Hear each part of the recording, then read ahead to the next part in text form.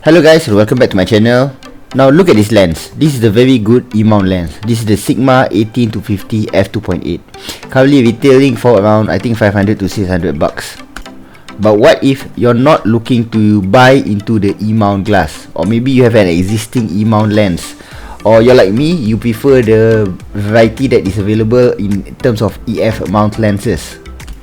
Now this is where this adapter comes in. This is the 7artisans EF SE adapter. It retails for around 100 bucks shipped, and I promise this is this is the best adapter that I've used, especially for EF to E-mount adapter that I've used so far, especially in terms of video autofocus.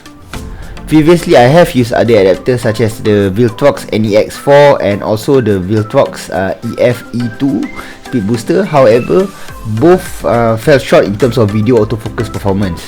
However, this adapter is different. It's perfect. The face detection works, continuous autofocus works, eye autofocus works, and so far I've tested it with a few of the lenses and it works very well. Now the lenses we're going to test today is with the legendary Sigma 18-35 f1.8, widely considered to be one of the best APS-C lens.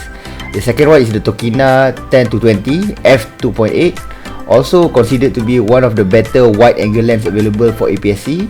And a bit of an older lens is the Tokina 60-50 f2.8. So we're gonna test the performance in terms of autofocus, what is the noise, what are the other quirks that we are gonna have using this adapter.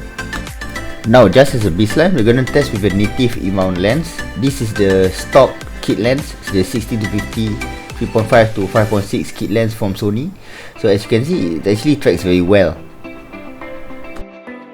Now this is tracking with the Sigma 18-35. Now you can see that the autofocus box is there, but as you can see, as the subject moves out, it does lose focus for a bit, but then it latches on back. Also keep in mind, I'm testing in dim light condition and then I'm opening the aperture to as big as possible. For the Sigma, I'm using it at f1.8 to test at the limits. Now the second lens is the 11-20mm. This is at 11mm.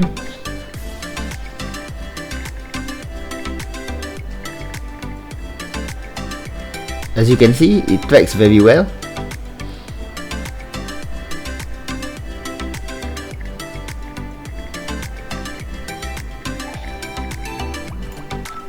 Lastly, this is the Tokina 60-50. This is actually the oldest lens. It has a very loud autofocus motor, and as you can see, a bit like the first lens that we tested, which is the Sigma 18-35. You can see that sometimes it will lose focus a bit. However, it latches on back very quickly.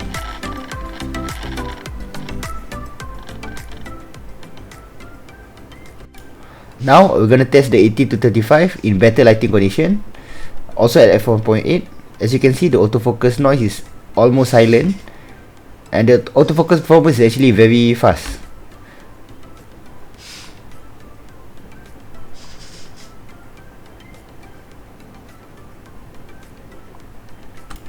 Now this is the Tokina 11-20 at 11mm. Again, the autofocus is fine, but you can hear the faint autofocus noise.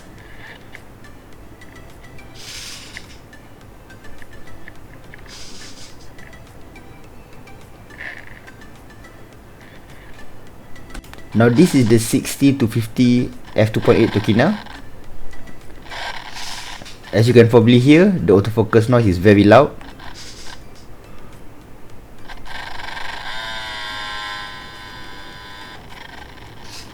However, in terms of overall autofocus performance, it's actually very decent. I would say it's not that far off to the kit lens, the original kit lens from Sony.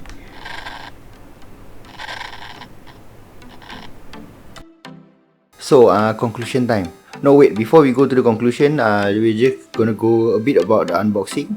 Actually, it comes in this box, okay, a pretty typical 7artisan box. I didn't do a full unboxing because, you know, unboxing an adapter is pretty boring. There's really nothing to see. Basically, this box, and then it comes with the adapter itself. So this is the adapter, and then you also have a tripod collar lah, included a removable tripod collar. but I don't really use because my lens is not very big, just all smaller lens, so I don't use the type of color. So what do I think about the adapter itself? I think that the adapter is actually very worth it if you're planning, or if you're currently having any EF glass that you want to use with your Sony camera. And even if you don't and you like the options of EF glass, especially in terms of price, like myself, I don't really have a lot of EF glass, but I always wanted to use EF lenses on my Sony Emount camera, because I always find that, you know, I don't want to be paying like 2,000 or 500 ringgit 2,000 ringgit Malaysia, or $500 for something like an, you know, Sony original 11 to 20 f4. You know, I'm not gonna pay about that price. I paid only for around 700 ringgit, which is around 200 bucks for my Tokina 11 to 20, and that one is a very good lens. Although a bit big, it's a very good lens. Have f2.8 aperture instead of f4. So in terms of value, I think EF lenses are excellent in terms of value, especially when you consider, like, I always wanted to use the Sigma 18 to 35 on a Sony body. So now for me, with this adapter, that is a dream come true. I actually, after getting this adapter and using it, and then proving that, you know, it is actually you can use it very well, in terms of, especially in terms of video focus, I actually sold all of my primes, because I don't see any reason to keep my Sigma 16 and Sigma 30 prime lens when I can just use this adapter and just get a Sigma 18 to 35. So if you ask me, this adapter is worth it or not, because it can video autofocus very well, I think it is definitely a must buy if you're planning to use EF glass on your Emount camera. This is, I think, one of the best accessories for Sony Emount. Now, in terms of compatibility, I have to warn you guys, I've tested it with my ZV-E10, and I also tested it with a friend's Sony a6400. Both is working very well with this adapter. However, I've noticed that if I use my Sony a5100, the adapter doesn't work. Basically, it tries to autofocus and then it disconnects. So keep that in mind. Maybe I think this adapter is only suitable if the processor is powerful enough to process the autofocus. The processing unit for the autofocus. So I think you need something like an a6400 and above for this adapter to work fine. What else? What else about this adapter? What are the features? Okay, it also has, I just talked a bit about the adapter. There's also a USB port for future firmware update, but I did not update any of firmware. I just used the stock firmware that came with the lens, the adapter. There's also a contrast and face detection button toggle here, but again, I did not use it. I just, you know, basically plug and play in terms of what I've been using for it. So for 100 bucks, I actually didn't even pay 100 bucks. I bought it directly from Taobao, and I think it cost me around 250, I think around 70 bucks lah, shipped to my house. But still, 100 bucks I think is very fair. I'll leave the links down below from the 7artisans website and also the Aliexpress. I guess that's it. Anyway, this is the adapter to get if you have a Sony Emount. Otherwise, if you find this video useful, as usual, leave a like and subscribe. Any question, leave in the description down below.